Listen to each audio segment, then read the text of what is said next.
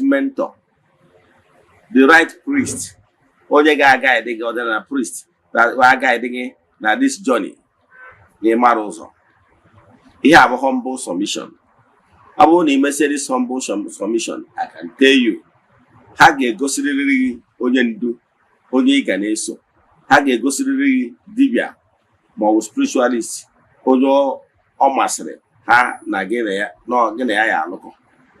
Ha ga-adirect gị to onye ga-abụ ya mentor, maka na ị ga-enwere the spiritual mentor. Onye ọbụla ha linkiri to, o nwere ike isi through mmadụ, o nwere ike isi through social media, o nwere ike isi through other platforms. Mana ihe dị mkpa bụ na ọ bụrụ na ya spirit dị open, yes, because you suppose we need spirit of discernment. Now, obi gị ga-lead gị sị gị soro onye a, obi gị na obi onye a ga-amadret, ị ga-alike etu onye ahụ si eme. So obi gị link ya anaghị onye a, isoro onye a soro onye ahụ. Isoro onye a kere ihe izi ị ga-eme, ije na-asị onye anya gbaala gị afọ onye ụwa, ọ bụrụ ihe ị niile. Maka na onye ụwa gị maara gị.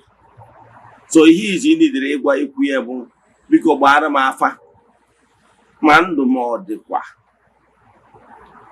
na nchọrọ ka mmadụ ihe na-eme na ndụ m. That's all. Ihe onye a ga-agbalụ gị afa, ọ gbalụ gị afa, bido na ndụ, maka na ndụ bụ isi akụ. Onenebezi anya na mpaghara dị iche iche, all branches of your life. Oneneche onene ya root, nene ihe niile so gị nụ. Oneneche onye a nwere ike come up with things ị kwesịrị ime. O nwere ike ihe na-akpa oke between you na chi gị and your spiritual forces abụrụ a huge gulf, ọ bụrụ a huge vacuum. O nwere ike ajụbazie gịnị ka ọ butere nke a. O nwere ike ọ bụrụ na o nwere ụchụ ma ọ bụ alụ dị n'ụzọ gị wee create this big void melụ na chi gị ya not connecting well with chi gị and your spiritual forces. So ihe nidigoro bụ ka egbochie nya bụ unu. Ihe niile bụ ka ewepụ nya bụ ihe bụ ọgbata uhie, maka na akpapụ ogwu n'ụkwụ ụkwụ elu ala. Yatara ya, a ga-akparịrị na akpa n'ọfọ. Onenebezi anya, onene ma o nwere uke dị n'ụzọ gị, uke mmụọ ma ọ bụ uke mmadụ. Onenezie relationship between you and your spiritual forces ọ dịkwa cordial. Ọ bụrụ na ọ dịrọ cordial, o cheke ekere ihe butere ihe ndị a. Nke a bụ ofu. O mechazie nke anwa, onene ya root, ya family root, malụ o nwere mmụọ na-agba gị ụgwọ, o nwere ihe ewezigara n'akụkụ na aja ije. Maka na ya spiritual forces, you need them. You need their family spirit support. Maka na adị ahapụ isi aka were na-agba ụrịọm. Ihe ndị a ka ọ ga-enenecha, onenecha onene how your future will be, ihe ma akara aka gị. Onenecha ihe ndị a, o wee chịkọọ mara ebe mmiri si wee bịa ebe a na-okwu ụgbọ, to know exactly where your problem is coming from. Onenesia ya, then o wee gwa gị dị koko ebe iyi ebido. O nwere ike onenesia ya, ọ sị gị na ihe ya fụrụ n'ụzọ gị bụ na n'ụzọ dị n'ụzọ gị, sikwuo okwu sikwuo okwu alụ. Ọ bụrụ na ekwusịa ya, okwuo ihe ndị ọzọ gasị kwesịrị na gị atento. Okwucha ya, o nwere kesị gị align with chi gị na etu ọ dị na chi gị gbapụdola azụ, maybe na chi gị adasọ n'ọlụ.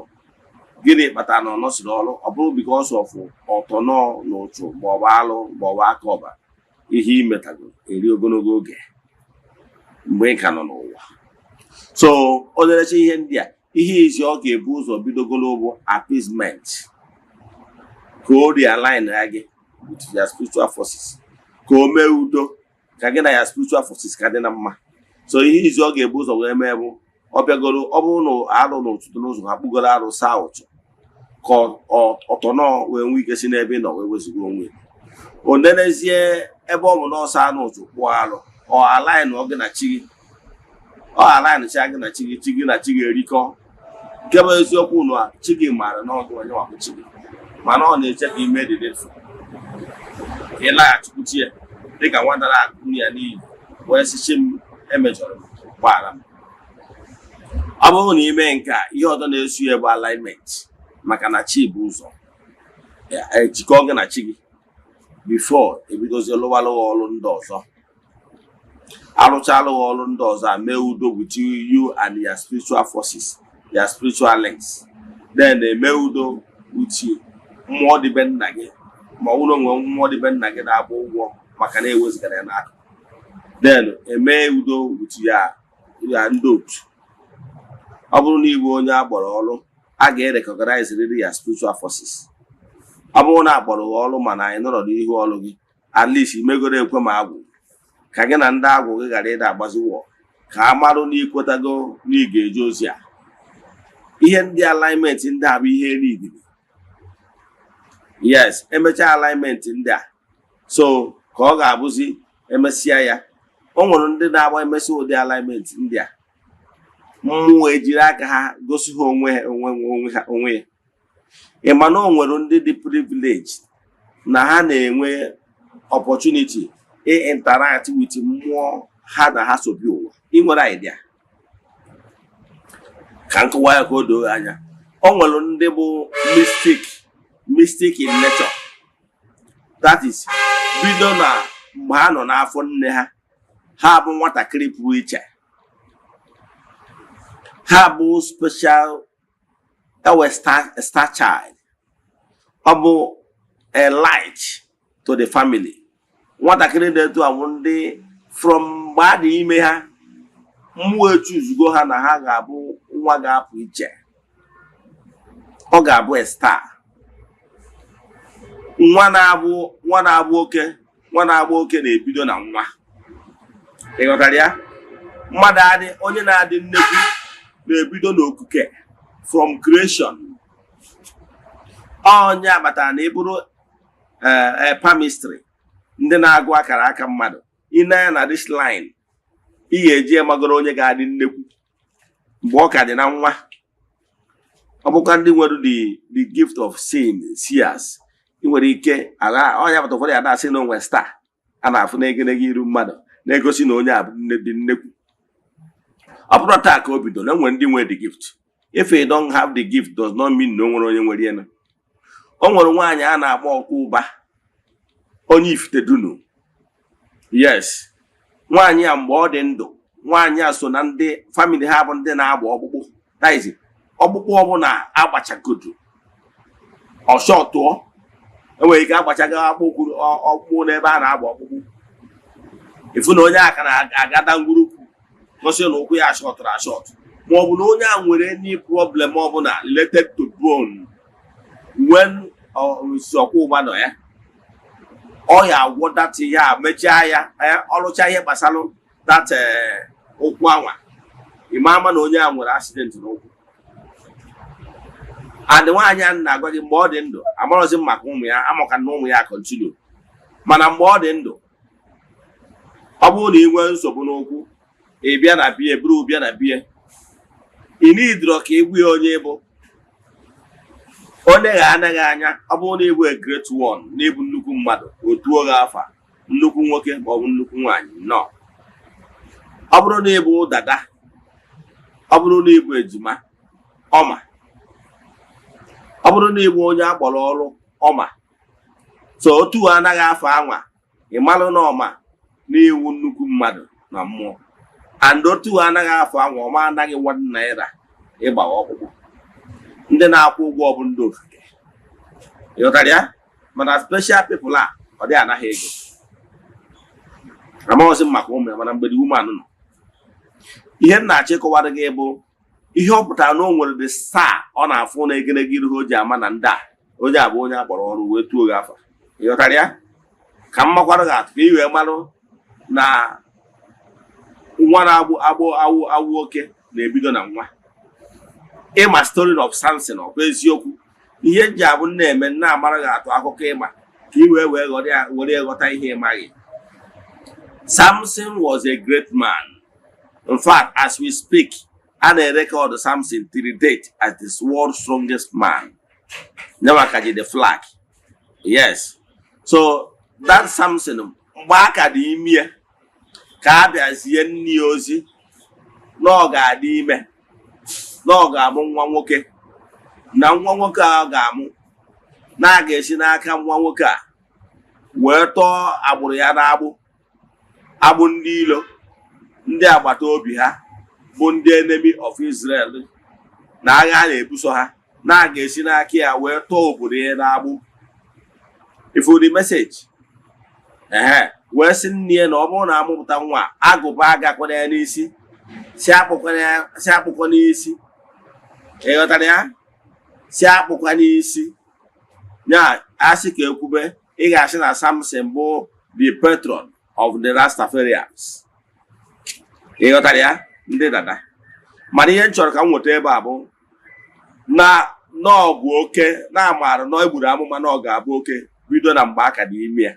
o nwere ihe ị na-aghọta ihe m na-achọ ịkọwara gị na ndị ga-adị nnekwu ọ bụrụ na afa langweji anyị sị na onye a ga-adị oturu ojii na onye ga-adị nnekwu na-ebido na nwa ịghọtara ya so ihe m ji nkwube ihe a bụ na onye ga-adị nnekwu na-ebido n'okike in creation yes ọ na-ebido nwa mgbe a mụrụ nwa ị ga-ama na o nwere ihe dị iche na nwa na ụmụ ndị ọzọ na ọ dị very unique o nwere ike o bido na nlọ ọ pụta n'ụtụtụ ọsọ mọmị ya ọsọ dadi na ya lọrụ nlọ ebe dị ihe dị etu a ga-eme na ya lọrụ nlọ ebe wee bi ọsọ na ofu anti ha ọkpọ anti Lucy so na ya lọrụ nlọ ebe anti Lucy nwụrụ asị ya mechie ọnụ onye gwara gị ha egbechi ọnụ ikwukwana ihe a ọ ga ọmeme izu ọ ga-eme ọnwa ịnụ na anti Lucy nwụrụ ị na-agba n'aka na-agba n'ụkwụ o nwere ike otu ụbọchị ọ sị gị na ya fụrụ ebe ihe dị etu a na ebe dadị na-alụ ọrụ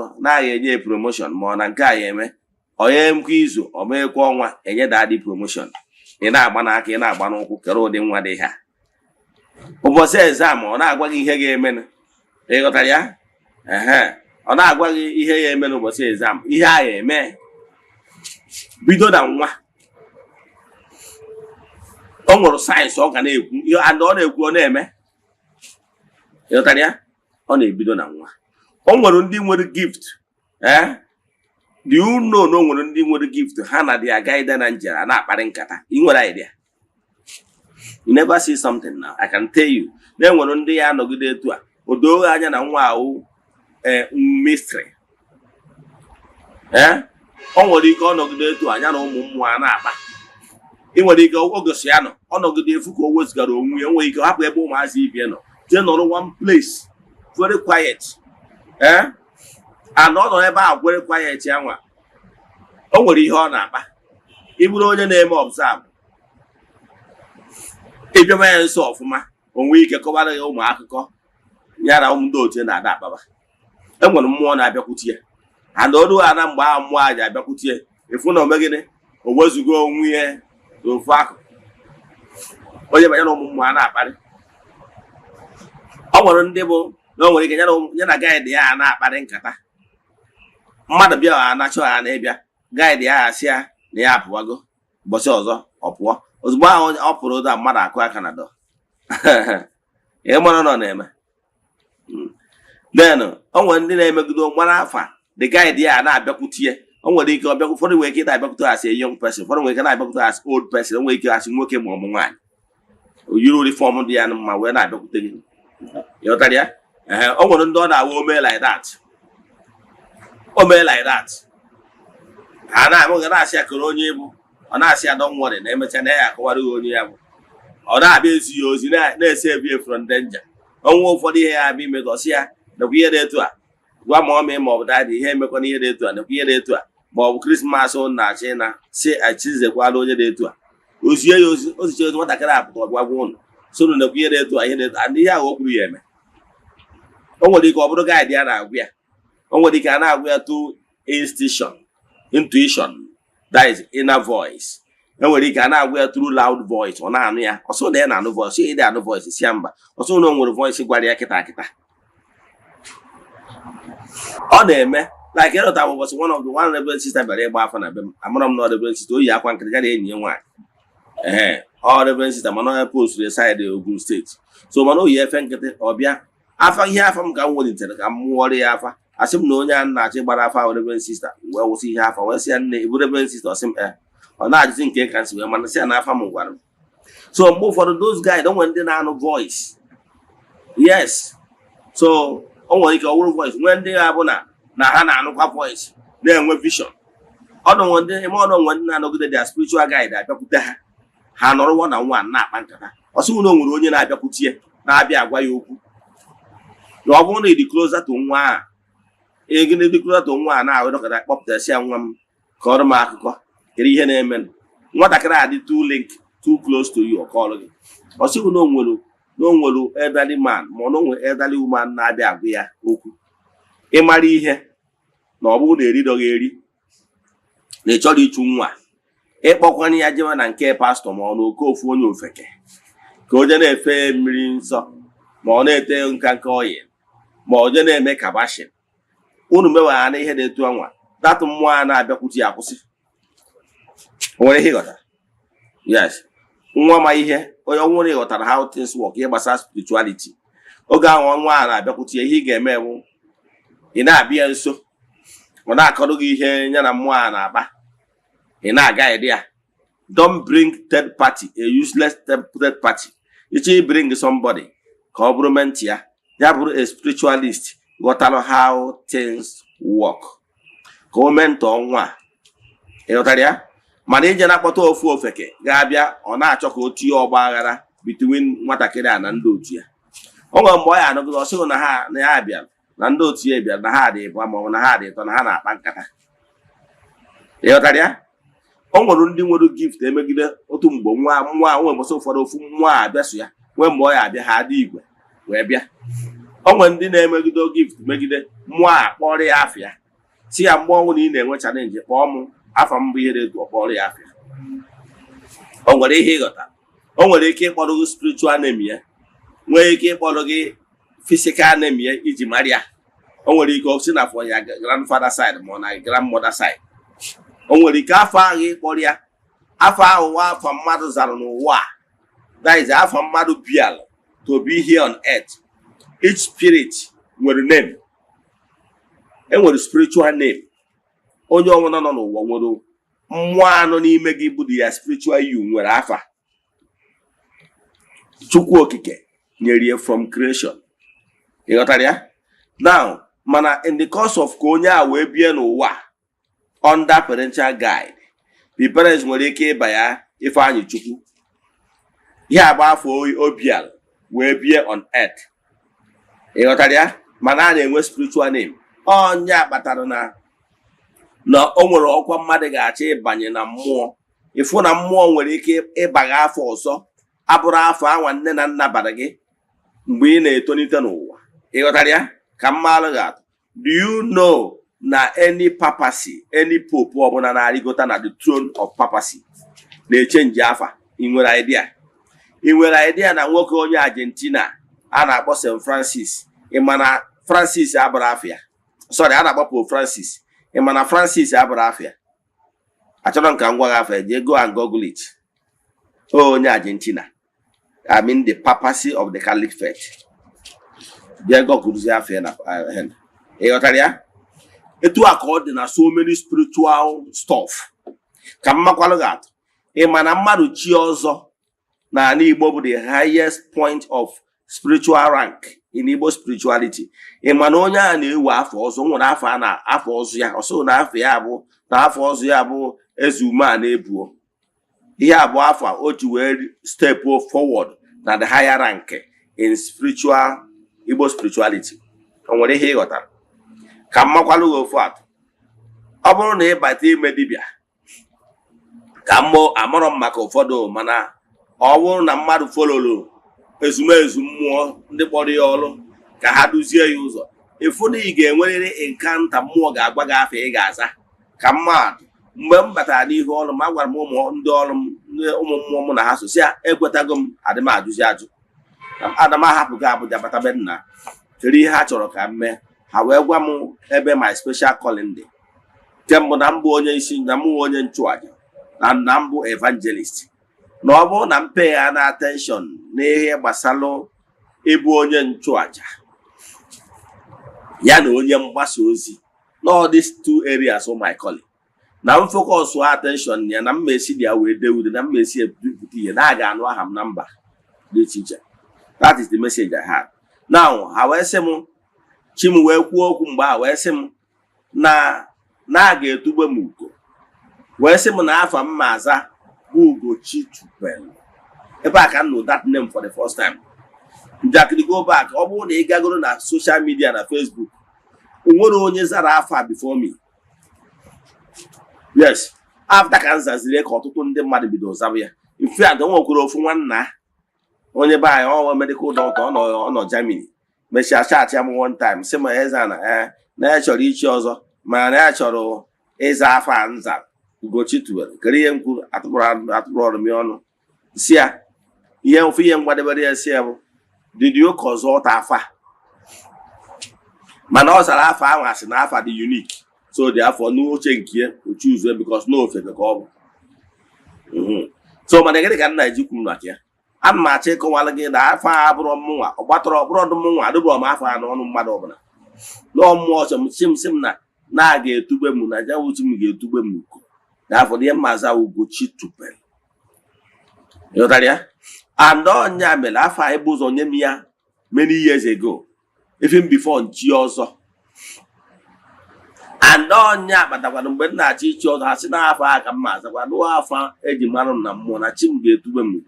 So onya wee chizie ọzọ Eze-Ana Ugochi Tupelu. Onya kpata na mgbe m chiri ọzọ ndị ma my Facebook account then ihe ga na-afụ na that my Facebook account bụ Eze-Ana. Eze-Ana bụ afọ ọzọ anyị na-echi.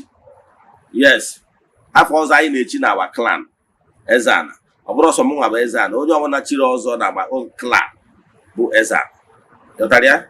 So wee chie that Eze-Ana ude azazi Eze-Ana Ugochi Tupelu. Ọ mgbe m gbaziri ọfala ọzọ, mgbe m gbara ọfala ọzọ gbuo efi kpunye ndị nzere ọzọ efi kpunye ndị mgbe ndị ụmụnna m efi. Ọ mgbe a ka m chiziri ogbu efi. Onya ka mgbe a kpatazi na Facebook name ya rafụ na ogbu efi Eze-Ana Ugochi Tupelu. Ịghọtara ya? Orifite. Now, ihe njikọba akụkọ a bụ na o nwere ebe ị ga-edevelop ruo onwe gị spiritual maturity. Ya guide ga-eji aka bịakwute gị kpọrọ gị afịa sị na ya bụ onye dị etu a. Ana m achọ ịgwa gị na ọ dị possible to some people. However, ọ bụrụ mmadụ niile maka na spiritual maturity and development and the eke etu esi ke mmadụ niile abụrụ ofu. Ịghọtara ya? So ụdị ndị dị etu ị n'idi ọdụ ka eje gbawaziere gị afa maka na ọ eji aka bịakwute gị sị na ya bụ onye dị etu a na ihe na afọ ya bụ onye dị etu a na ya bụ nna mụtara nna gị na ihe o jikọrọ ihe abụ n'afọ iyi eji wee mụ ya tres wie maọbụ ihe ya agwawu mmadụ mana ọ kpọrọ real spiritual name ya enwere ike ije ndị bụ na-asụ na ha mara onye na-aza afa. Ịghọtara ya? Mana ihe na-achọ ịkọwara gị bụ na ihe njikwa okwu a na nkụzi ahụ ụfọdụ na-akpata ha n'ọdịnala ihe ọ na-arụ ọchịbụ ka onye nọrọ m ụwa ka onye nọrọ m ụwa mana ibụbọrọ ụzọ mee udo wutu. Ana m achọ ịgwa gị na ime udo wutu ụmụ mmụọ so gị na mmụọ so gị nwere ike iji aka ha bịa gosi gị onwe ya. Ihe na-akọ so ụnụ arụ ọchịchị na ụfọdụ n'ime ụnụ na-ahụ enwere ike ụchụ aka ọbara ntụ ọtọ na ọka dị n'ụzọ gị ị na-achọ afọ onye nọrọ ụwa ọma apụta na chi gị na-eguzo eso chi ga-anọrọ ọrụ ịjụkọtazie dibịa ajụkọta dibịa ka onye nọrọ m ụwa ka onye nọrọ m ụwa dịka asị na ihe onye afọ na onye mmadụ ga na-afọ onye nọrọ ụwa ihe niile adị mma. Oke ọ bụrụ na agwaghị na onye nọrọ ụwa oke afọ okeke nna mụtara nna gị, how does he solve your problem? You have not. Because ọ bụrụ ihe abụ ihe niile at that particular moment. So o nwere ike due to that void, that great gulf, that great onunu be between you and your spiritual forces because of autonomy mekọtagoro mgbe gara aga. Enwere that spiritual great gap. A na-agba afọ onye ụwa ọ na-adịghị fọkwa. Onye nke a nwere ike isi n'isiri ikwu nna gị, onye asị n'isiri ikwu nne gị. Therefore, at the end of the day, be confused. At the end of the day, when you have a stagnation, you could use your forever. There is confusion in your life at that point in time. So many people, but at this point, they stagnated. What does it mean?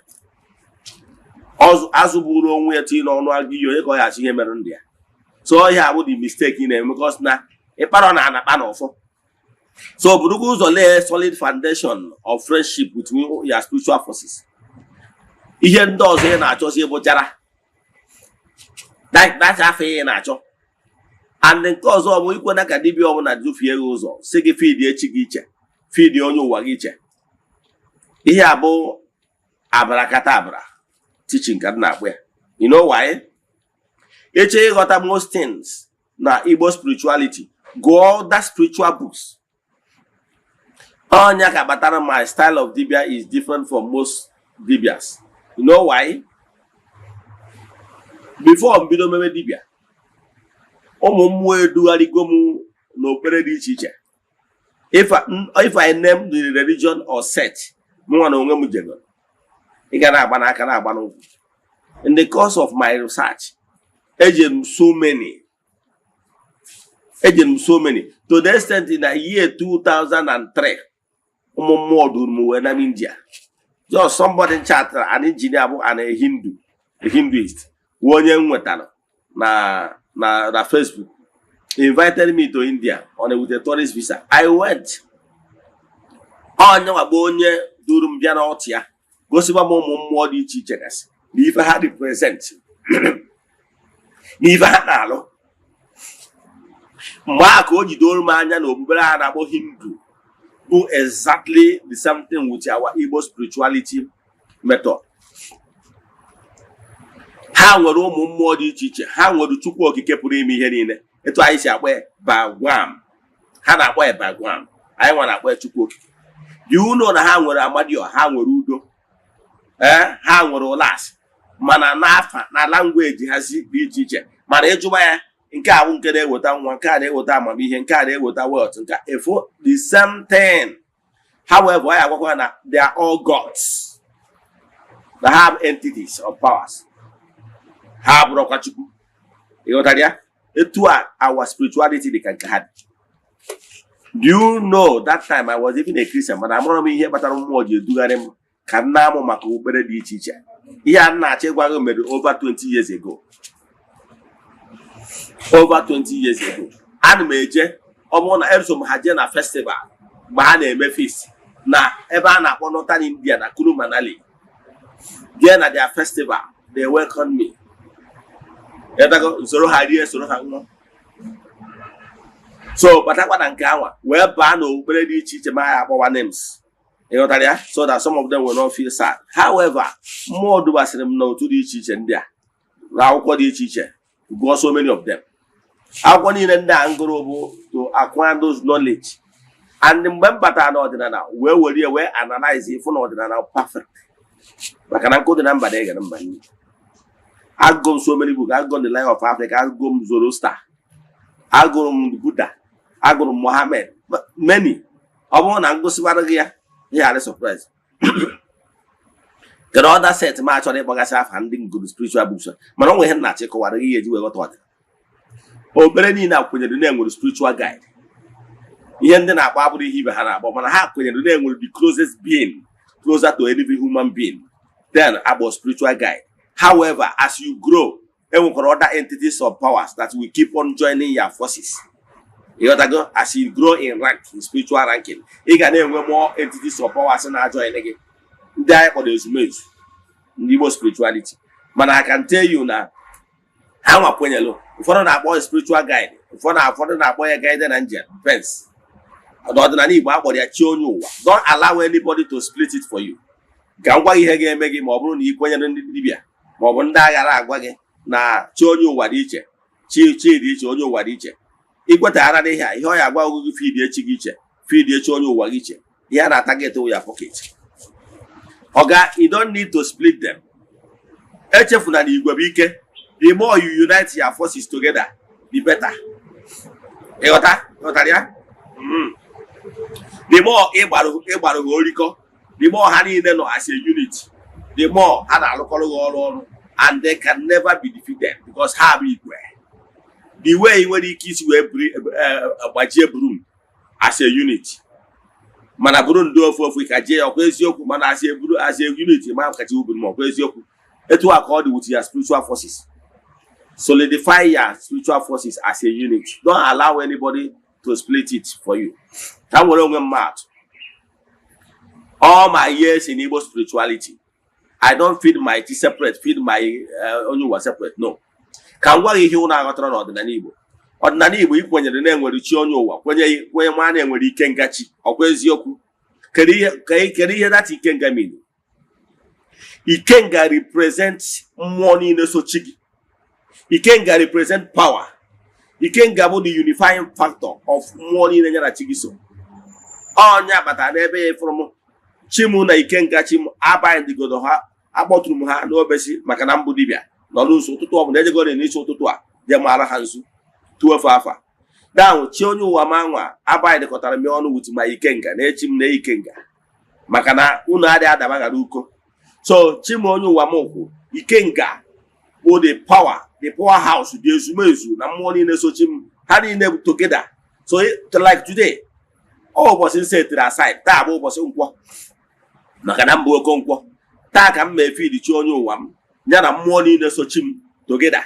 Or what he got up. So, he may to a Chigana, Luciolike, a Bobona, Namona when they feed the Chim in this format, on our Lucille Molike. As a successful dibia. Kaduka mother gets in our Guazigas, you fake. When you're not awful, give me and kite, give me and kite, give me and carbon up again. And they feeding them separately, you know, it's not even helping you. Yen Jack always have na. Ana metro what I what I want, negos what I want to put. Ana metro ya Kamakana will put it. Oh, yeah, but I'm not Kuziodina. And my like in some instances, go and weekend. Kwegigota. Gene kan na che ko wala ge buna. Recognize ya chi and your spiritual forces so chigi. Yotaria? Oge nyere ga aka. Yotaria? All spiritual forces ya ndi gunyere ya chi onyu. Ya ndut. Mbol spiritual associates. Ndi ogbanje gi, ndi yowa gi, ndi mmiri gi, agwu gi. Na ihe niile ha niile ejikọtara aka bụrụ ya ezumezu. Ịghọtara ya? So mgbe ọ na-eme ka use the word ezumezu bụ all of them together. Don't allow anybody to deceive you. Ihe na-achọ ịkọwara gị na ihe niile bụ recognize ya chi iwe dị ude na ndụ a.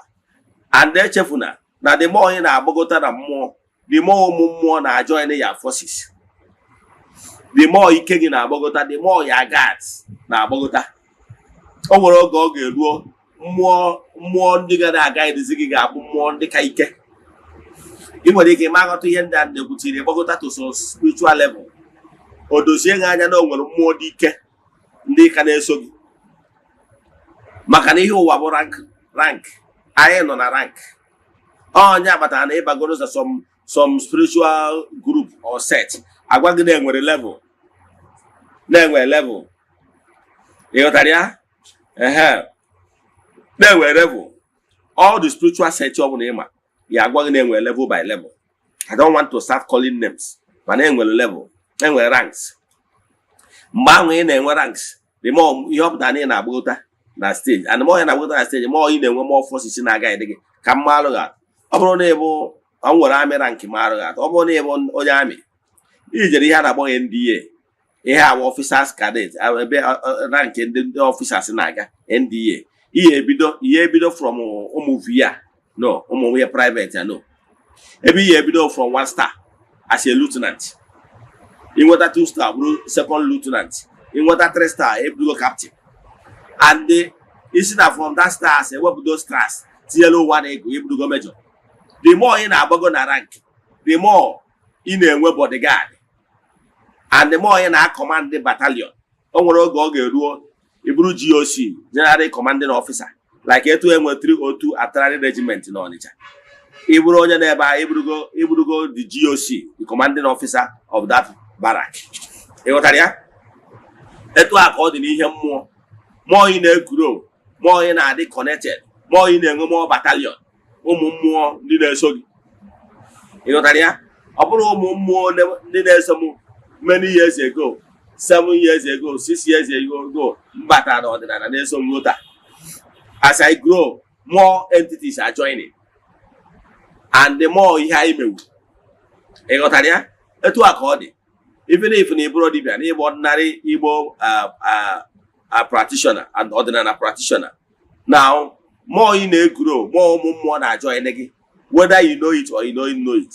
You don't know it because your spiritual eyes have not been opened. Yes, your intuitive faculty has not been opened, as in to your understanding. Oh yeah, but you recognize no something new. No one care about that. You got that? So, my brothers and sisters, pay attention to spiritual development. Well, get no more jabari. No mortgage new vision, new direction, and new ideas. You got that? All God I get in a beer which and I want he was ribe, key way the Udanandua. Can't go see ever. Ta got go here Basalo, Chonyo wagi. Na here Batalo, Oji Wedemba. No gonna nega bar for Chonyo. He got foundation. Set to us some spiritual depths. So that Kachonyo wagi will be so Nesoginasu. Mbedum. Then, Koga was a Basia the right person after. But let me tell you one thing, I can argumented for Mitchell. Eto and March one you would aka Nenu, Boko Chonyo Wam Natatabo was Unqua, Namongabo, Unwoya de two, and Woya de two, and Obodo de two. Now Boko go Chonyo Wam, on your abonable. In on Ikuku, Anya Wanga Papando, and on a million on Anabinia, and on a East Barata, and a West Barata, he are giving command, he are commanding force. Gay Baratana had to work, he can keep me henine. Echefukaniti and I had to work, he can keep me henine, Macanobu, your movable mover. Over here, Jemba. It's here and a half to work, kept me henine. One when I someone will come. If we are not a little taria, tiny little tagi, maybe I can get a hedico, Eziokwu boom. See about walking on one, Yabarata. You could add to a yeah, commanding force. Or you could do our Yabarata, and no but attacking Eziokwu or you don't so. Oh, yeah, but I don't want to get be here. I want to soon on more so, but ever. If you don't know, so therefore, whereby not to go very close to you. Abasia for you wagi of that. You know that? Then, Manobro Nibulos or align with your chicken about for you, what we can add a foca. But no one cousin. Then were so many things. Then men were he can about for you one mother. Or Dane or Danana, or Dane or Danana. Akuzum Kuzamanaka, Akuzum Bozo. Walking there were so many factors who were he came. Now, about for you, why? Then were he came out the right person. Because of na to wine a jazzy each a deal. And what he go to worry begging, where he keep on you, Eben Negijelum, all the way Kojana Kaduna, on you go to Ime, Ugurubata Ben Nagi. Then I just you Coronia Bonagi, and I way find your cake on you mudim. Than Nevi. But then when he go to Nagi, one Mustafa Mohammed, on your Kaduna. Then, I was there for you, Wagimana. Information in there without each and the identity. On our day for what? Come for another day. But then, I check what again. Don't allow half way another work. Nobody get put into stagnation. Now, Boku, chicken and morning again a hustle. Only want to have that. I can tell you, I got now. Come up before Mitchell. Abrone Motaron Wahawagi away Fanny. Diane, even working. More neighbor wine. In our put at a gate, a well pay Fanny, a queen at all Nanya, Aborafagi, Kere Batari Nanya, Aborafa, where's Yoku, a Tuakan Nagwagi. Nagawa then do now. Go the photocopier of your children. Nagawa the world with the Ghana or will go away find your cake and I bought to show you what you over the Abia, Chiga again, Nanya. All I about work. Can I get it one? Kampuseba, yen na take water game when a chiggy buguma, no abu chiggy. Yen na take water game when that shadow, in a raffle, no Ayamuta, a putana now. Shada and a fool chiggy, no abu chiggy shadow. You know that? So don't allow anybody to split you with your spiritual forces and it's your confusion. Kampuseba, yen na take water game, no one any word in religion. nwere chi iche, nwee onye ụwa iche, nwee ezumezu iche. Ịghọtara ya? Every religion unites theirs. Why must your dibia split them for you in order to enrich his pocket? Ka nkwụsị ebe a. Inwe ajụjụ na nkụzi a, send them message na WhatsApp. Ma ọ bụ ịchọ ka agbaala gị afa miri emi, send them message na WhatsApp 08057837672. I repeat 08057837672. Ma ọ kwara 08138243871. I repeat 08138243871. Ka ọ dịkwa echi niile n'oge awa nke eziokwu. A sị m na ọ bụrụ na ọnwụ egburu ji eji wee chụọ aja, emechaa na ọ ga-epu ome. Udo dịrị ụnụ.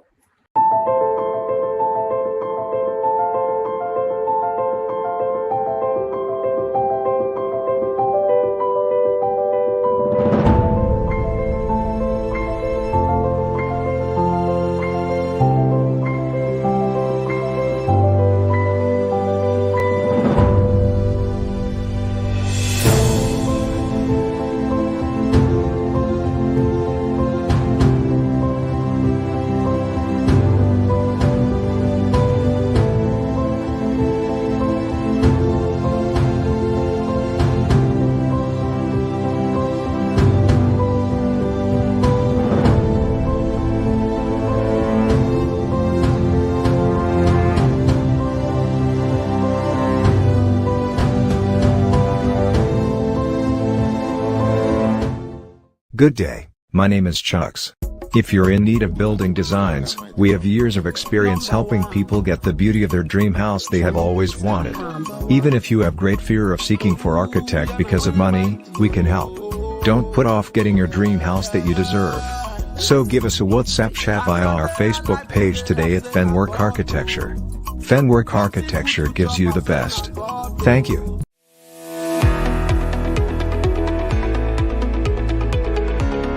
Morning.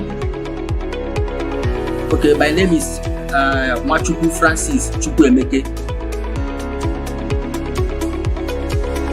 I'm from Anambra State, Nibo, precisely.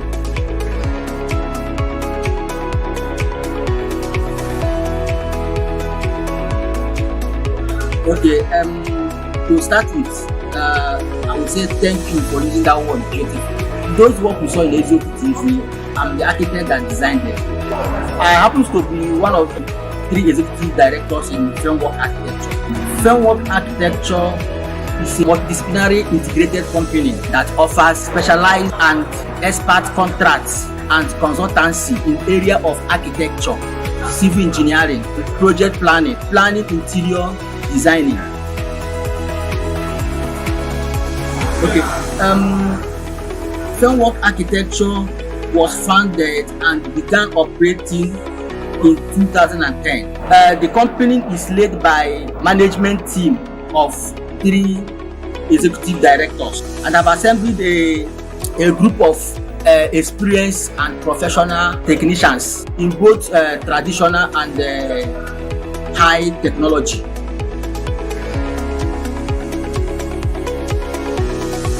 Thank you so much. Our mission is to provide a service to meet the challenges of building environments associated with the developing countries like Africa. We aim to provide a conducive and safety, affordable housing units.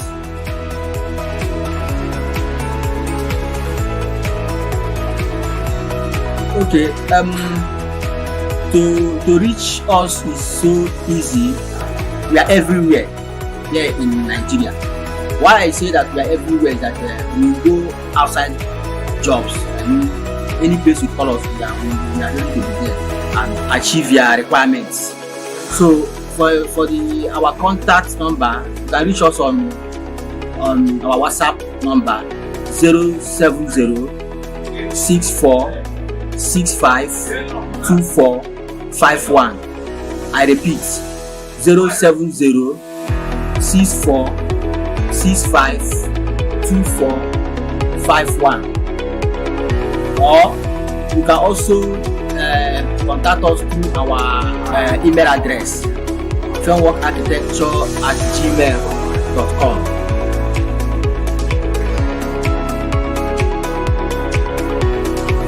Thank you so much. I appreciate it. My pleasure to be here. Thank you.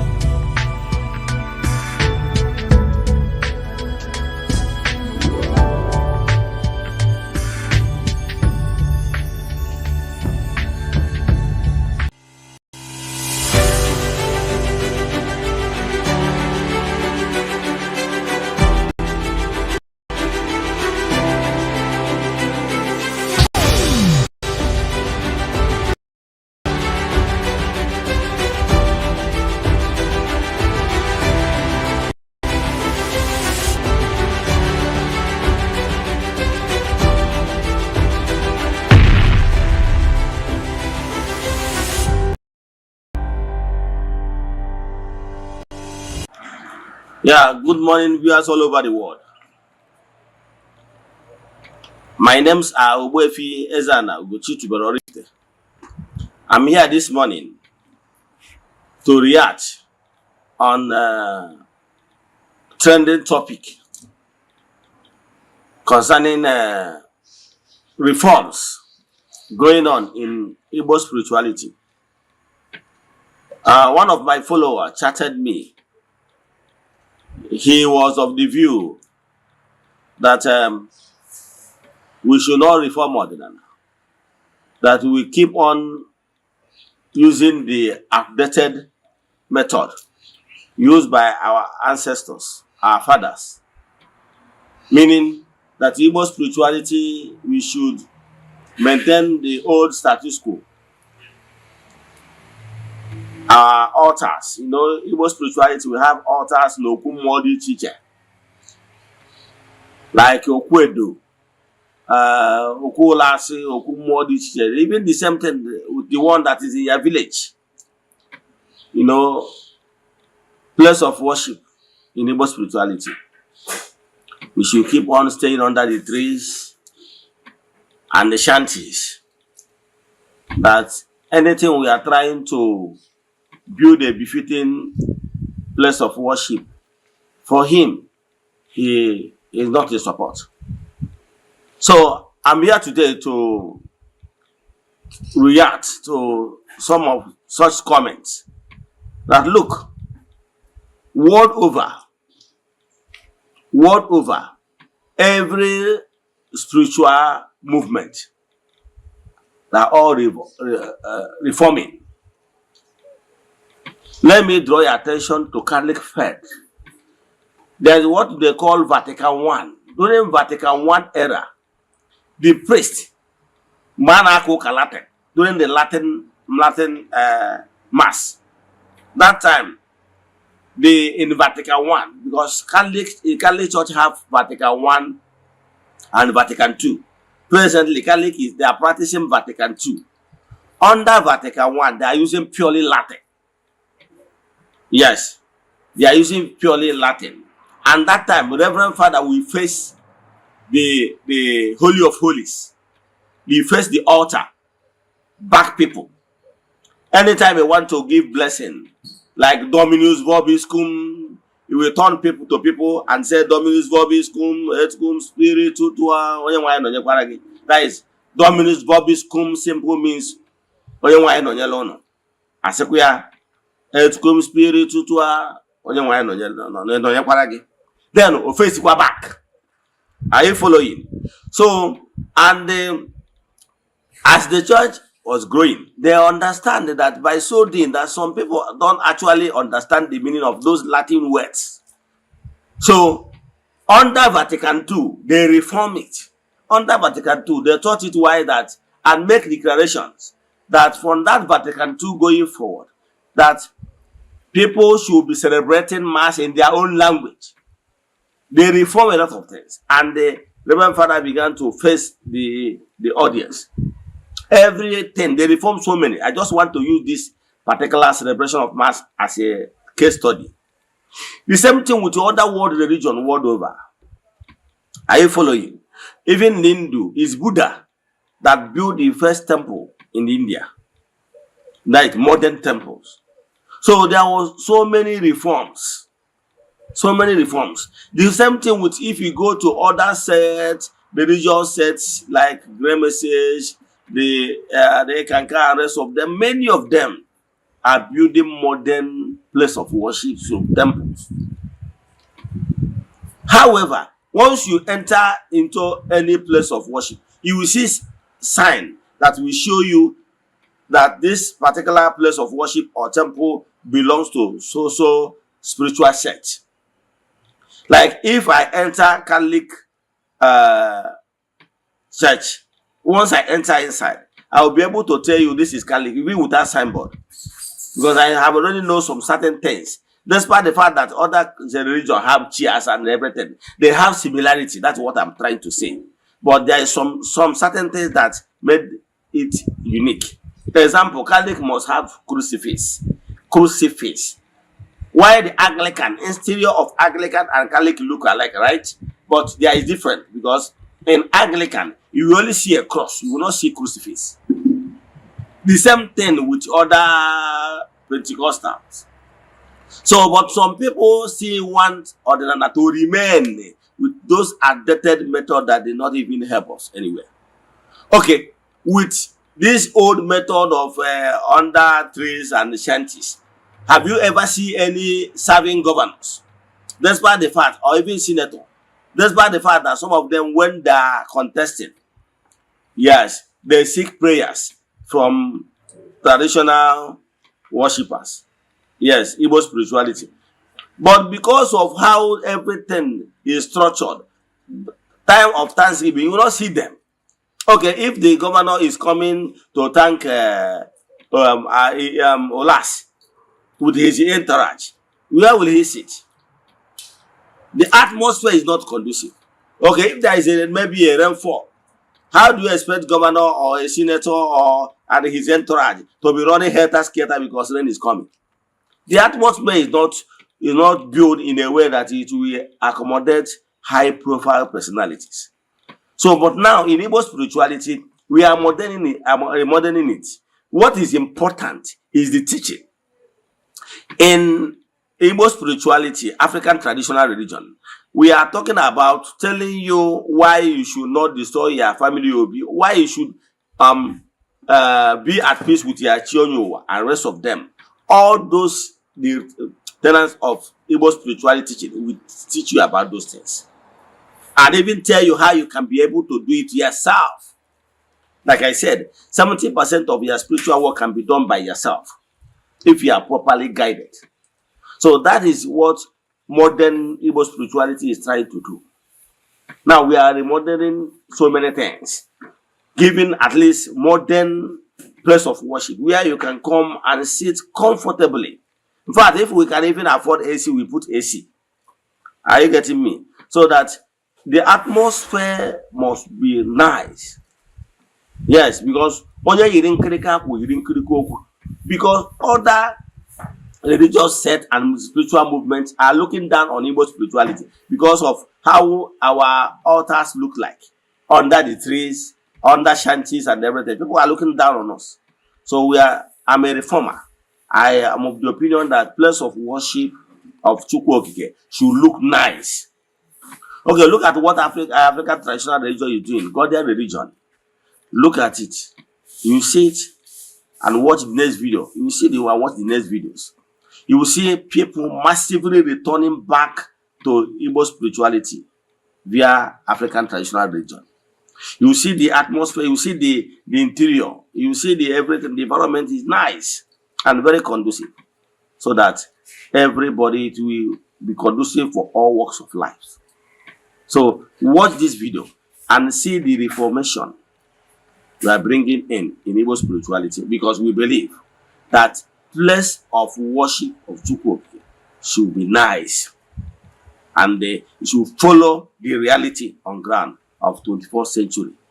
So you watch how we worship. The difference is that Igbo spirituality does not believe that Jesus is God. Yes. So Igbo spirituality does not recognize that. We believe in Chukwu Okike Puru Ime Ihe Niile. That is the core difference between us and Christianity. So I will have worship songs. Those worship songs, the only thing is that we recognize Chukwu. We don't recognize Jesus. That is the third difference. So, and if you look inside our interior of place of worship, you will see our Nzu is there. Edo is there. So if you look well, you will see the difference from the normal church, because we will not see anything, any carved image in that place. However, outside the place of worship, we still have other symbols in the environment for you to know that you are in African traditional religion arena. Let me stop here. Watch this video and tell me what you have to say. Thank you. Enjoy the rest of your day.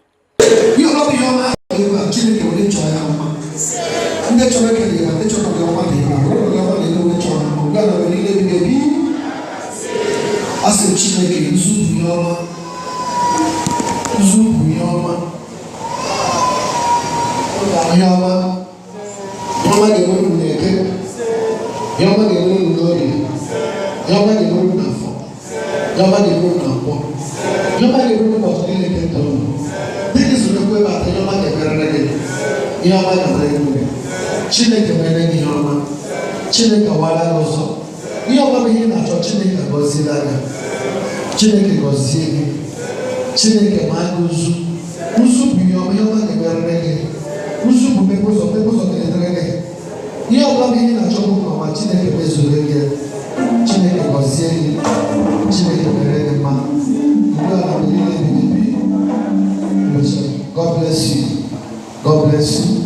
bless you. God bless you. God bless you. God bless you. God bless you. God bless you. God bless you. God bless you. God bless you. God bless you. God bless you. Chineke mere mma. Chineke wara ko se so na lege. Abasa no ga wa mere ma ke bo na se. Ike de no so no wewe.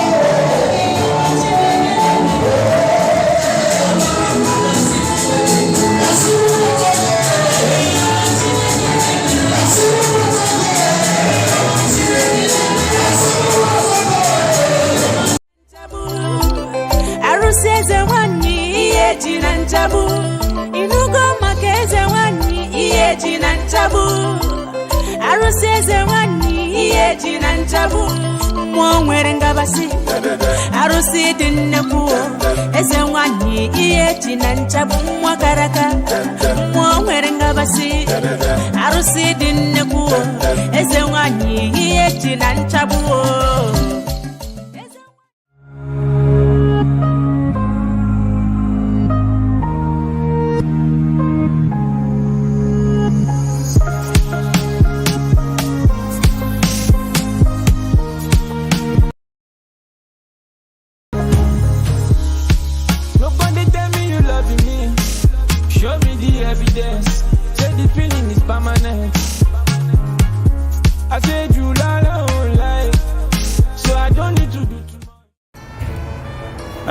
Viewers all over the world, as you all know, my name is Eze-Ana. If you have been following me on my social media teachings and propagation, I made some lectures in the past that the white people, they never love us, and they will never start today to logos. Magarandi was in Adia even in the religious houses, you will see them treating us like garbage to show us that their claim love that showing us is fake. What they are interested in us is what they will take from us. But genuine love, without fear of modern camera, knowing fully well that the international cameras are there picking them, they don't really care. How do you think that they will love us? I want you to watch this video and tell me what you think. That even in the religious house, they are treating us like this. Remember our own brother, Kadriarize, that's supposed to be at the seat of papacy. They push me away. Watch this video.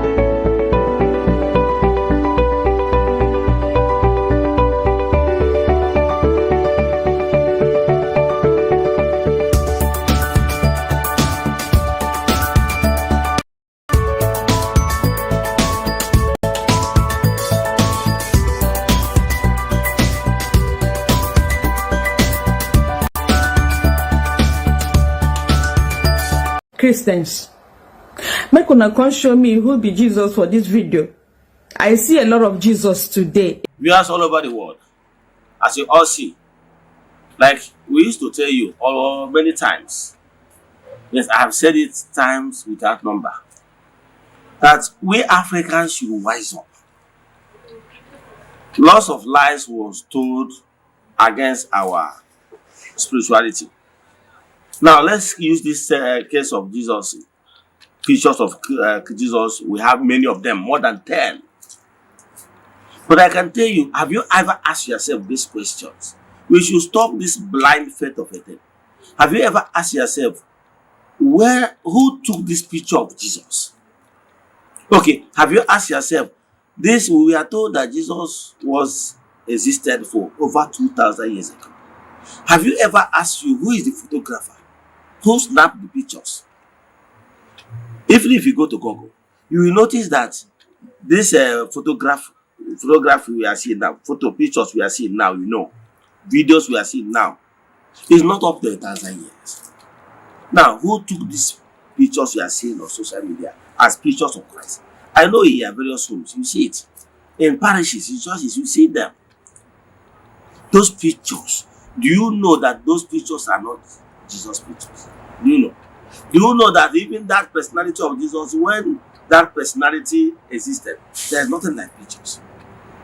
Now, today, you go and get some of these pictures, known actors.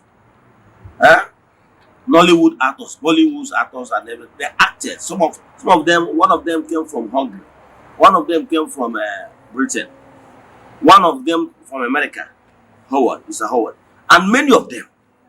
You watch the pictures and see those things yourself. Then ask yourself: these pictures you hang on your place, your house, you venerate them. What is the difference? Why so? Let's know that all this are formulated this thing to play on our mindsets. Those people that acted those movies acted it based on the mindset of people, because in Nollywood, what they are acting is what is in the people's mind. So they want to play on your intelligence and your imagination to give you what you want, because they are looking for what you like, and you pay to watch them. Watch this video and tell me your mind, as in what you have to say after watching this movie. Thank you. Christians, make una come show me who be Jesus for this video. I see a lot of Jesus today. In fact, I don't know who be the original Jesus. Watch this video and you tell me who be original Jesus. Thank you. 10 actors who have played Jesus Christ in movies. Number 1. Robert Powell. Played Jesus in the TV miniseries Jesus of Nazareth 1977. Number 2. Jim Caviezel played Jesus in The Passion of the Christ 2004. Number 3. Diogo Morgado played Jesus in Son of God 2014. Number 4. Ted Neely played Jesus in Jesus Christ Superstar 1973. Number 5. Max von Sydow played Jesus in The Greatest Story Ever Told 1965. Number 6. Brian Deacon. Jesus 1979. Number 7. Jeremy Sisto. Jesus 1999. Number 8. Eoin Macken. Killing Jesus 2015. Number 9. Michael York. Jesus of Nazareth 1977. Number 10. Donald Sutherland. The Last Temptation of Christ 1988. As you don't watch this video finish, do me a favor. You see that picture of Jesus where you hang for your house, where they pray to, where they kiss, where they go bow, where they go kneel to, say na your Jesus. Whether that picture where you hang for your house, whether you go see the actor here. It's just like when somebody go carry, or a white man go carry picture of Peter Edochie, go hang for a house, say na Jesus. Now what you una do? Una don't see say all these people na actors. Eh? Why you not go hang your papa, your mama, your brother's picture for your house and they pray to that your to your father, your mother? We don't buy. Eh? Now actors where they their country, some of them don't even buy. Those actors, some of the actors don't buy. But their pictures they your house. You they worship you. You they call them, they pray to them, to the actor, make you answer you. Africans who do us like this, make una open una head, open una brain, open una eyes. Open them. Shebi you don't see say all these people are actors. But my fellow African don't carry their picture hang for house. They pray to the picture, to the actors. Why not carry Peter Edochie picture, hang them there, they pray to that man. As far at least that one gets your blood, that one gets your language, that one resemble you. Now another actor, where they in village, where they in country, now you they pray to. I hope say you see your Jesus here. I hope say your Jesus day here. Erigogi, Erigogi.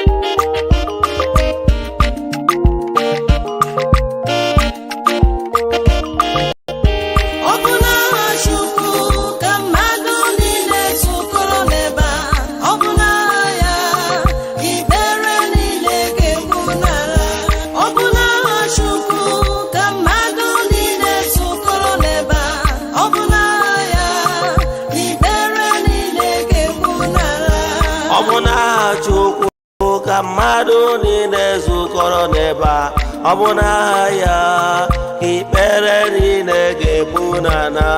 Ọ bụ n'aha Chukwu ka mmadụ niile zukọrọ n'ebe a, ọ bụ n'aha ya ikpere niile ga-ebu n'ala. Ọ bụ n'aha Chukwu ka mmadụ niile zukọrọ n'ebe a, ọ bụ n'aha ya ikpere niile ga-ebu n'ala. Anyị na-anabata ndị ajeli nke Chukwu, all the angelic forces, ndị na-agagharị na-eme mma n'ụbọchị taa, all the entities of powers, ndị na-agagharị na-eme mma. Anyị na-anabata ụmụ mmụọ dị iche iche ndị na-alụ ezigbo ọlụ n'ọgbakọ nke ụbọchị taa. Ọ bụ n'aha Chineke ka ụsụ niile nke ndị agha, ọ bụ n'aha ya bụ Chukwu okike pụrụ ime ihe niile ka anyị niile ji wee zukọ n'ebe a. Ọ bụ n'aha ya ka ikpere niile ga-ebu n'ala. Anyị na-anabata ndị mmụọ ọma niile ndị na-agagharị na-eme mma n'ụbọchị taa.